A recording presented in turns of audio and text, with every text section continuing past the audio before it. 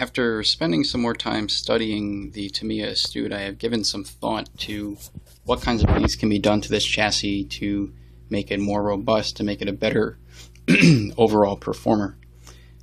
So since the last video I made of this chassis, I have not made any changes.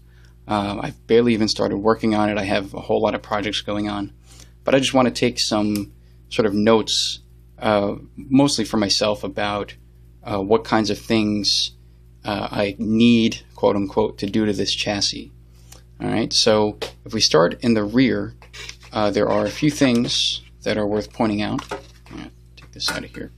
So the rear gearbox, I was reading a bit about this, and it turns out that because the plastic on this is kind of cheap, if you run a hot motor, the plastic can end up warping, and then that impacts the gear mesh inside the gearbox, and you can actually ruin the gears. Now, all along I had planned on getting the A&L Lethal Weapon 2 transmission for this, and this problem with gearbox warping only makes my point even stronger about doing that. And the A&L Lethal Weapon gearbox is a much simpler gearbox where the differential and the input gear are just pulleys, and there's a belt drive inside of that that goes from the input gear to the diff gear, or the diff pulley actually. There's no idler gear in there. And A&L does still offer that with a slipper clutch. That whole unit is about $140. So just for that, $140 to upgrade the drivetrain. But another thing I might want to do here is to find some universal drive shafts that can fit these dimensions here. These Tamiya ones are in fine condition. There's nothing really wrong with them. Maybe they're a little bent, if anything. But the only problem is when they wear out, they're very uncommon. They're very hard to find, especially at a reasonable price. So if I can find something from, say, 3 Racing or GPM that has the right kind of dimensions to fit this, with maybe 1 or 2 shims, I would like to try to do that. That would also allow me to run modern, or at least non-hex wheels here, because most of my two-wheel drive buggy rims that I use are from my B4.1, which uses pinned wheels, not hex wheels. So I'd like to be able to make that compatible with this. The other thing is this rear hub carrier here. So I commented a little bit about this in the first video, about how this is a complex unit, and it's also fragile along these little surfaces here. It tends to crack. The common upgrade to this is to use a Madcap rear hub carrier or a Super Astute rear hub carrier. So I just ordered a set of Super Astute rear hub carriers that I can mount to this. Those are also plastic. They're actually made of the same kind of plastic, but it doesn't have all this funny business here. It's just a standard rear hub carrier. Should be a little beefier, should be more durable. If I can, I'd like to find some kind of aluminum hub carrier that will also fit this. I have not been able to find one that is made explicitly for the Astute or the Super Astute, and I took a look at the TA02 rear hub carrier. It's not the same kind of dimension, it's not the same kind of offset. So I'll keep looking around. Maybe I'll find one, maybe I won't. The advantage of aluminum, of course, it has a little more weight, so you get maybe a little more rear traction. It's also stronger, so it's less likely to break. On the downside, aluminum hub carriers tend to wear out. So if you have, for example, a modern RC10, those aluminum rear hub carriers that they sell with them, they wear out pretty quickly, and you end up with a lot of play between the bearing and the bearing housing inside the hub carrier. So that's kind of the downside of using aluminum. So I'm neither this way nor that way on what material for the rear hub carrier. The rear suspension arms, however, these are very flexible, very soft, and maybe that's good if you're running on a really bumpy surface, but this may actually be too soft. Maybe the arms themselves are not very durable. I had read something to the effect of these Astute arms not being very strong. And again, the common upgrade to that would be to get Madcap front and rear arms. but those arms have different mounting positions for the shocks, and I would like to keep everything the same. So what I might do is send these arms out and have them reproduced in Delrin. Much tougher material, much more durable, and to account for the extra strength, because if you have a stronger arm and then you have an impact on the rear arm, if you're not breaking the arm, you're transferring that impact energy to something else. So Pargu actually does make alloy rear arm mounts where you mount the hinge pin through the arm and onto this mount right here at the bottom of the chassis. So I just ordered a set of those that I'll be getting, and that should pretty much cover the rear, hopefully. Of course, the shocks, I have to upgrade those. Tamiya made a sort of better version of their aeration buggy shock set for modern buggies. They have new shock bodies, I think, with Teflon lining on the inside, make them nice and smoother. I might get those for this front and rear. Moving to the front, this is where the major problem is with the Astute, and I've read about multiple cases where the front end breaks quite easily.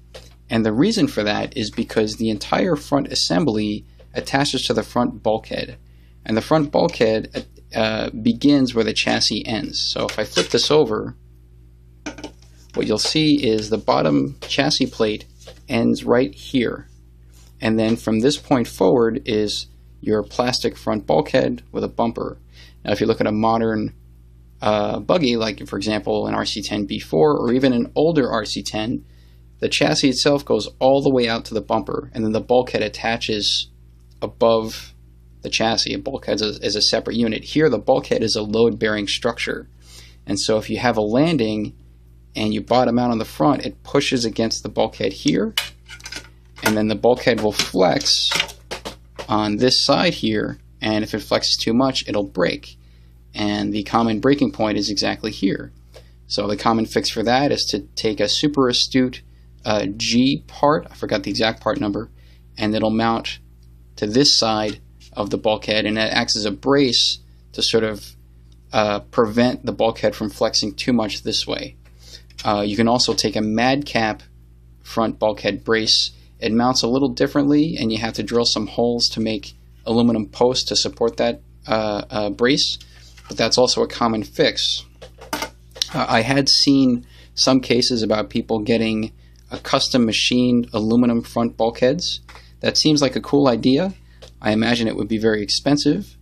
The other issue, again, it adds weight to the front, and the front is already heavy because of all the bushings or bearings that you're going to have in all of these hinge pin mounting points here. So it'd be nice to keep this as some kind of a plastic.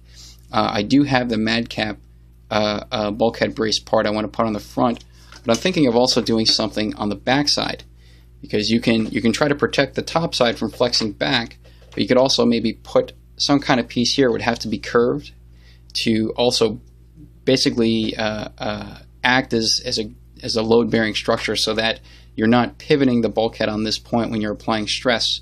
If you have a plate down here, then that plate would also have to bend if the bulkhead is going to bend during an impact. So the only problem there is if you put a plate down, that gives you a little bit less clearance over the front. So I haven't decided yet how I'm going to do that. Maybe I can put the plate on the inside on top of the lower chassis plate here, but then that's going to push the bulkhead up and the entire front end up, which is going to change your steering geometry and your suspension geometry a little bit. So I still have to think about how I want to make an added brace on top of the Madcap brace that's already going to go on there. So we'll see how that works out. But this is going to be probably the most pain in the butt part of this chassis, is trying to put it together in a way so that it's robust, because this bulkhead part here, the D5 part, is very hard to find.